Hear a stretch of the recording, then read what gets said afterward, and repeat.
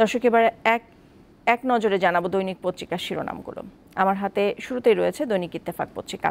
দৈনিক ইত্তেফাকে শিরোনাম করা হয়েছে মাননীয় প্রধানমন্ত্রীর একটি খবরকে শিরোনাম করা হয়েছে।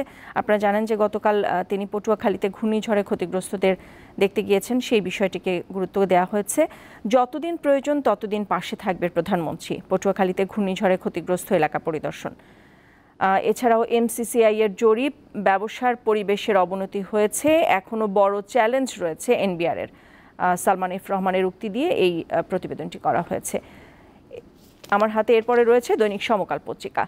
এখানে একটি বিশেষ প্রতিবেদন করা হয়েছে সিন্ডিকেটের পকেটে 13,500 কোটি টাকা। এটি আসলে মালয়েশিয়া যে শ্রমবাজার নিয়ে আপনারা জানেন সম্প্রতি কথা হচ্ছে, সেই বিষয়টিকে গুরুত্ব দিয়ে এটি করা হয়েছে। এছাড়াও প্রধানমন্ত্রীর খবর রয়েছে ঘূর্ণিঝড়ে যাদের ঘর বাড়ি ভেঙেছে সব করে দেব। এরপরে আমার হাতে রয়েছে দৈনিক প্রথম আলো। ফ্ল্যাট নির্মাণ সৌন্দর্য বর্ধন প্রকল্প উচ্চ অগ্রাধিকারে, এটি আসন্ন যে বাজেট সেই বিষয়ে একটি বিশেষ প্রতিবেদন। এছাড়াও প্রধানমন্ত্রীর পটুয়াখালী সফরের খবরটিও রয়েছে। দর্শক, এই ছিল আমার হাতে আজকের দৈনিক পত্রিকার শিরোনাম।